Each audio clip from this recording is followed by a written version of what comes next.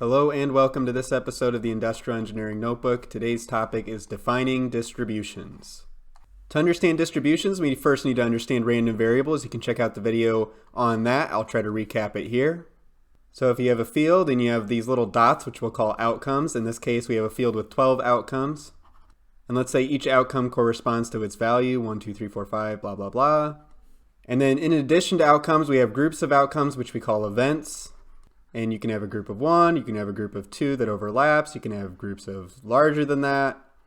And we just kind of pretend that every single possible event that you could have here, we have circled and made.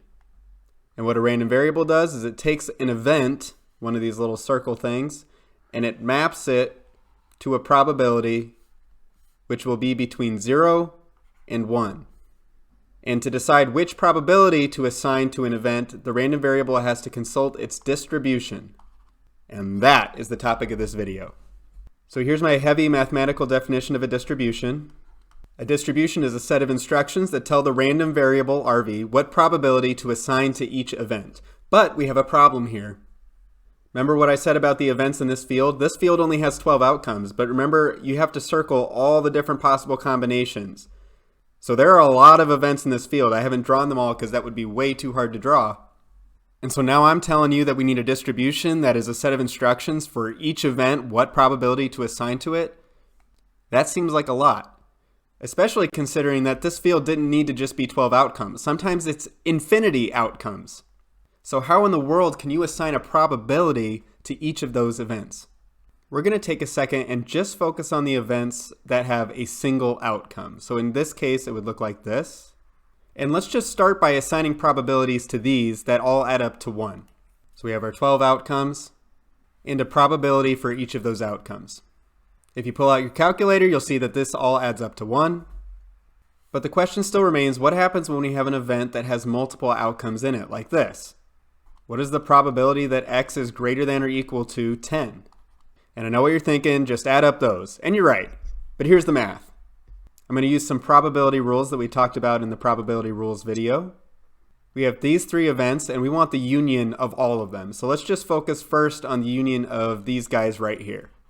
The equation for the union of 2 events, if you remember, is the probability of A union B just equals the probability of A plus the probability of B minus the probability of A intersection B. So looking at these 2 events, is there any intersection between the event that x equals 10 and the event that x equals 11? No. So this is just the probability of x equals 10 plus the probability of x equals 11, and then it's just another union over here. Does the event 10 and 11 intersect with the event 12? No. So we can safely say that this just equals the probability of x equals 10 plus the probability of x equals 11 plus the probability of x equals 12, which we kind of knew intuitively at the beginning, and that will equal 0.18.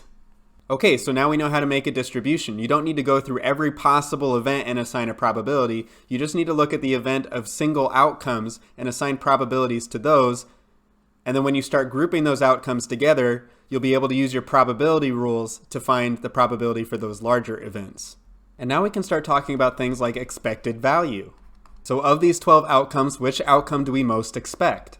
Well, the expected value of x, or EX, is the sum of each probability times each outcome. So in this case, it'd be 1 times 0.05, plus 2 times 0.05, plus 3 times 0.15, all the way up to 12 times 0.02. And if I did my math right, that comes out to 5.79. So a random variable with this distribution and this set of possible outcomes, the number you'd most expect is probably a 5 or a 6. And the set of outcomes might not be discrete events like this, little single dots like that.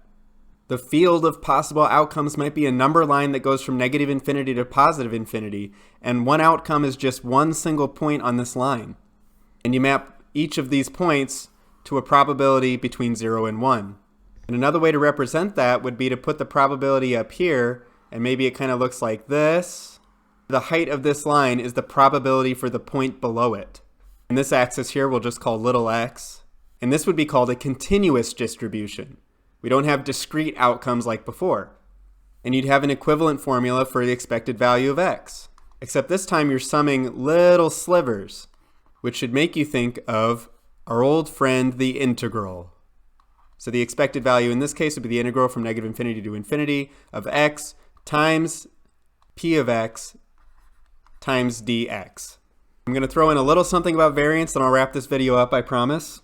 Variance of x would just be how spread out our distribution is. Is it pretty close to the average or not? And to do that, you take the value of x minus the expected value of x, square it so the negatives don't cancel out the positives. If that's confusing, try doing it without squaring it and see what happens. So we have the distance between these two values, and we want the expected value of that. So that's all that variance is. Or in the continuous case, variance would look like the integral of the distance of x, the expected value of x squared, times the probability times dx. There are a lot of different kinds of distributions with all kinds of different expected values and variances. Sometimes when you're taking data yourself, you find a distribution of your own. Understanding the basics is super important for industrial engineering. If you like this video, hit the like button. If you want to see more, hit the subscribe button. If you have questions, please put them in the comments. I'll try to answer them.